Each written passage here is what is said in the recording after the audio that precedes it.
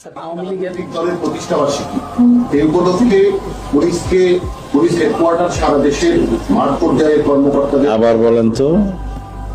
আগামী মঙ্গলবার একটি নিষিদ্ধ এখন ঠিক আছে। দলের কার্যক্রম আওয়ামী লীগ নামে কোনো সংগঠন তো নাই। নিষিদ্ধ কার্যক্রম নিষিদ্ধ। হ্যাঁ, 11 দলের ব্যানারে সমাবেশ করছে, গণতন্ত্র বিকশিত হচ্ছে, তারা তাদের কথা বলবে, দে আর এট লিবার্টি। আমরাও আমাদের কথা মাঠে বলবো। মানে মন্ত্রী, স্বরাষ্ট্রমন্ত্রী হিসেবে আপনি কালকে আওয়ামী লীগের যেহেতু প্রতিষ্ঠা বার্ষিকী, আপনি কোনো বার্তা দিবেন কিনা সাধারণ মানুষের উদ্দেশ্যে? আওয়ামী লীগ নামে কোনো সংগঠন তো নাই। নিষিদ্ধ কার্যক্রম নিষিদ্ধ। স্বরাষ্ট্রমন্ত্রীর বক্তব্যগুলো আপনারা নিশ্চয়ই শুনেছেন। ওনার খুব নিকট অতীতের যে বক্তব্য, যে কার্যক্রম, যে অঙ্গভঙ্গি, সংসদের বাইরে, নির্বাচনের আগে পরে সব মিলায় যদি ওনার এই নিকট অতীতের চরিত্রটা যদি বিশ্লেষণ করা যায়, তার সাথে এটা কিছুটা সাংঘর্ষিক। তবে পছন্দ হয়েছে, এটাও আবার বলে রাখি। সালাউদ্দিন আহমেদ সহ বিএনপির যত নেতা আছেন বা সামগ্রিকভাবে বিএনপির কথা যদি বলি, আমি নির্বাচনের আগে সরাসরি জামাতে ইসলামের পক্ষ নিয়েছি, দাঁড়িপাল্লায় ভোট চেয়েছি। বিএনপি যদি আওয়ামী লীগের সাথে সম্পর্ক ভালো করে, ইন্ডিয়ার সাথে সম্পর্ক ভালো করে, সামনে নির্বাচনে নিব, আপনাদের আগের থেকে বলে রাখলাম।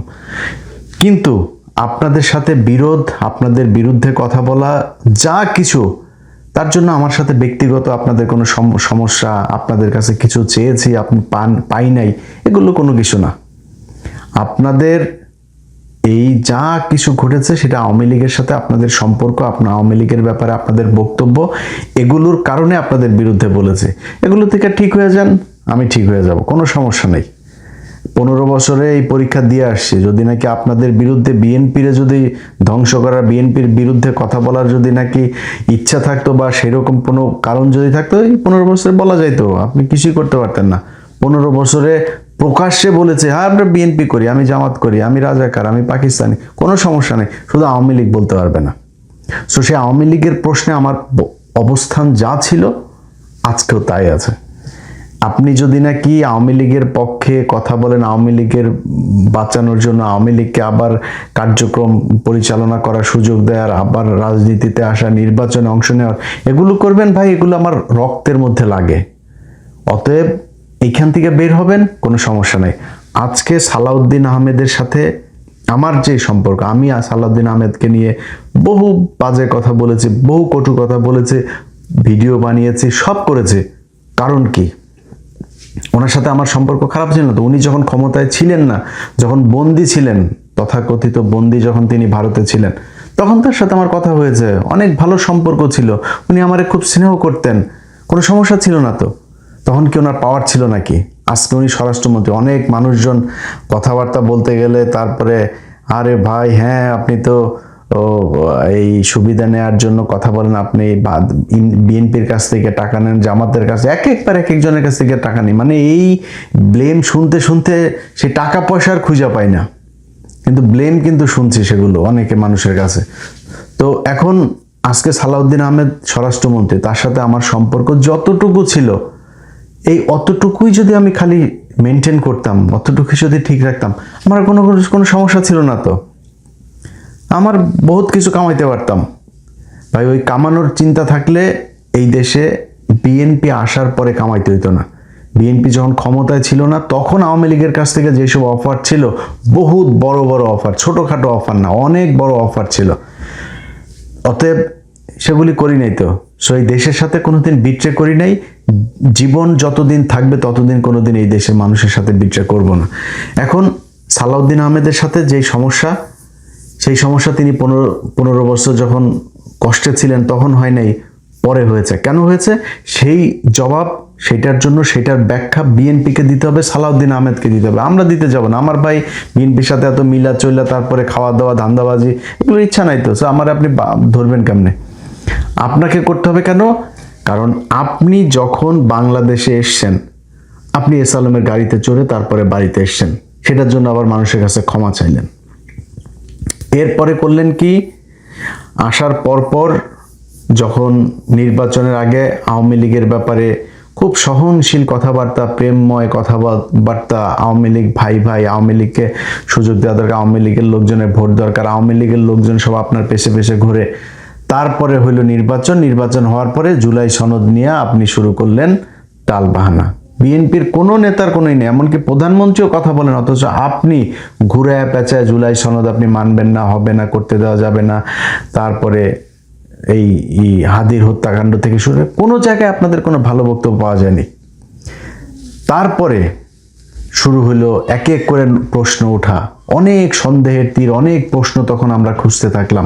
সেই প্রশ্নের মধ্যে আপনি এতদিন ভারত আপনাকে ছাড়লো না, এখন আপনারা ভারত কেন ছেড়ে দিল? আপনার বিচারিক প্রক্রিয়াগুলো আসলে কি ছিল? আপনার বিচারিকে আপনাকে দোষী সাব্যস্ত করা হয়েছিল? যদি করা হয়ে থাকে তাহলে আপনি বের হলেন কিভাবে? যদি না হয়ে থাকে তাহলে আপনি এতদিন আসতে পারেন নাই কেন? 5 তারিখের পরেই আপনাকে পাঠিয়ে দেওয়া হইলো কেন?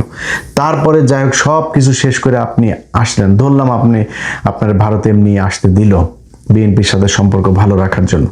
আপনি দেশে আসার পরে ট্রাইব্যুনালে আপনি গেলেন, ট্রাইব্যুনালে গিয়ে সারা দেশের মিডিয়া নিউজ করলো যে আপনি আপনার গুমের ঘটনার অভিযোগ করেছেন, কিন্তু আপনি অভিযোগ করেন নাই। পরে ট্রাইব্যুনাল থেকে আমাকে জানানো হলো যে উনি কিন্তু অভিযোগ করেন নাই, আপনাকে যেতে বলার পরও আপনি যান নাই। এরপরে আমি যখন ওইটা নিয়ে পোস্ট করলাম, তারপরে আপনি ব্যাখ্যা দিলেন আপনার আইনজীবী আপনাকে বারবার বলেছে আপনি সময় পান না এই জন্য। আরে ভাই, ইন্ডিয়া আপনাকে গুম করে রেখেছিল 5-6 বছর, আপনার তো দেশে এসে সবার আগে আপনি সেইটার বিচার চাবেন, সেইটার প্রতিশোধ নেবেন, আপনার সেইটার জন্য আপনি সময় পান না। আপনার সময় কোথায় যায়?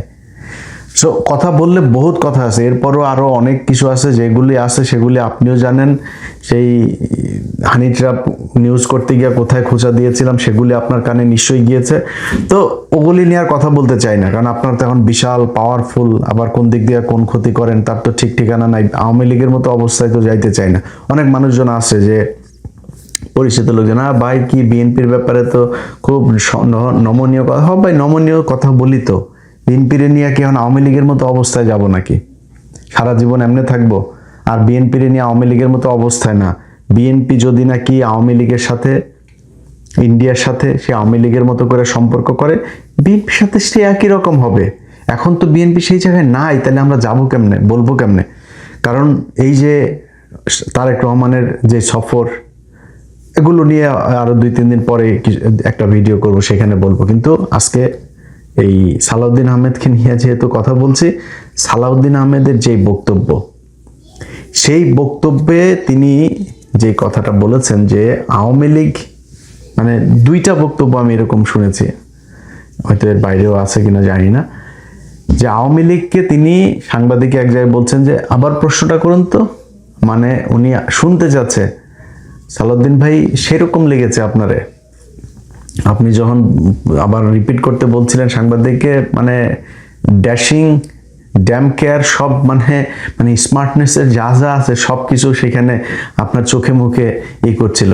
ভাই এইটাই চাই আপনি, ভাই আমার মানে যা আছে, আমার জায়গা জমি সম্পত্তি সব নিয়ে নেন, কোনো সমস্যা নেই ভাই। ইন্ডিয়ার ভারতের ব্যাপারে যদি আপনি কঠোর থাকেন, আপনি আমার বাপ, কোনো সমস্যা নেই। আমার আপনার প্রতি কোনো ক্ষোভ থাকবে না, কোনো জেদ থাকবে না, রাগ থাকবে না, আপনার বিরুদ্ধে একটা কোনো পোস্ট করব না, কিচ্ছু করব না। অতএব এই জায়গায় ভাই ঠিক থাকেন, আওয়ামী লীগের ব্যাপারে যেইভাবে কথা বলেছেন এইভাবেই থাকতে হবে। একটা জিনিস মাথায় রাখেন, আপনাদের আমি নিজেও ব্যক্তিগতভাবে, ধরেন আমার এখনো অনেক মানুষ জিজ্ঞেস করলে আমি একটা কথা বলি যে, মানে কেমন আছে জিজ্ঞেস করে না, ভাই হাসিনা বাংলাদেশে নাই, এইটা আমাদের জন্য, মানে ধর আমি এখন যদি দেশে যাই, আমি ভাই কিছু না করে খাইলেও তো ভাই আমি 2-4 লাখ টাকা আমি মাসে চাকরির এরকম জায়গা আমি খুঁজে পাবো।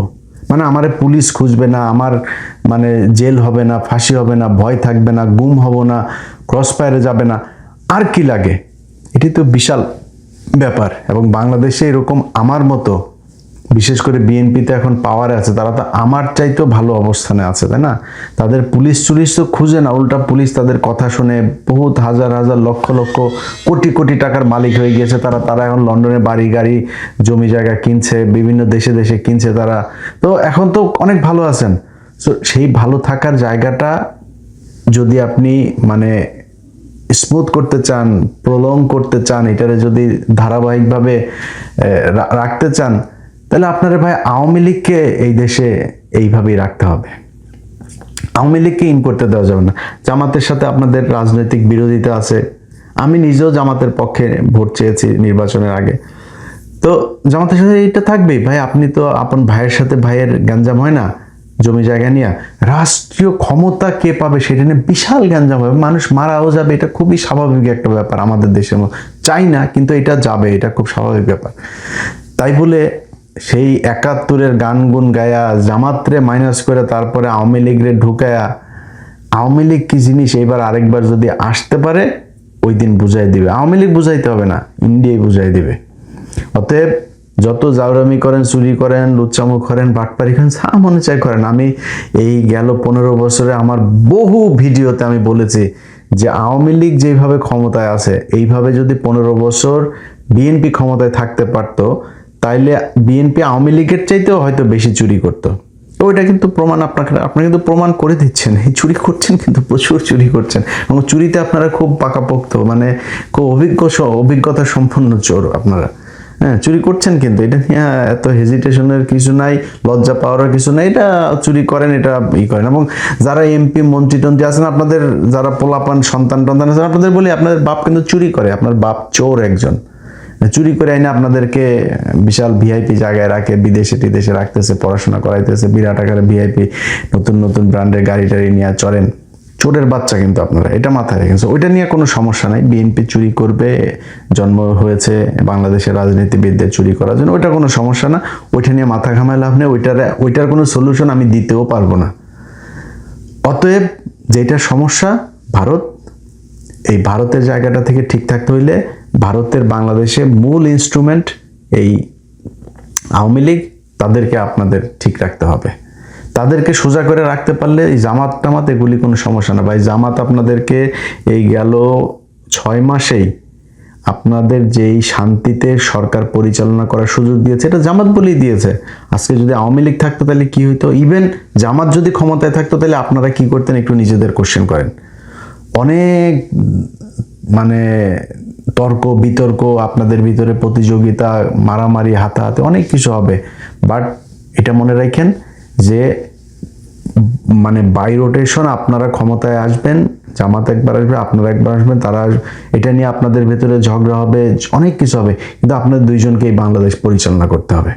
এটা যদি করেন, আপনাদের সাথে আছি, বিএনপির সাথে আমার কোনো সমস্যা নেই, জামাতের সাথে আমার কোনো সমস্যা নেই, সবাই ভালোবাসি। এবং এটা যে ভালো যে বাসি সেটা গেল 15 বছর আপনারা যখন ক্ষমতায় ছিলেন না সেই সময় প্রমাণ দিয়েছি, এটা নতুন করে প্রমাণ করা কিছু নাই। এখন গজিয়ে ওঠা অনেক লোকজন আবার অতি বিএনপি হইতে যায়, তারা তো আবার অনেক কথাবার্তা বলে, তো সেগুলি বাদ দিলাম। সরাসরি যেহেতু স্বরাষ্ট্রমন্ত্রী বললাম, ভাই আপনার প্রতি কোনো ক্ষোভ নেই, কোনো সমস্যা নেই, যেইভাবে বলেছেন এইভাবে চালায় যান। আমরাও তখন বলবো যে সালাউদ্দিন আহমেদ জিন্দাবাদ। আল্লাহ হাফেজ।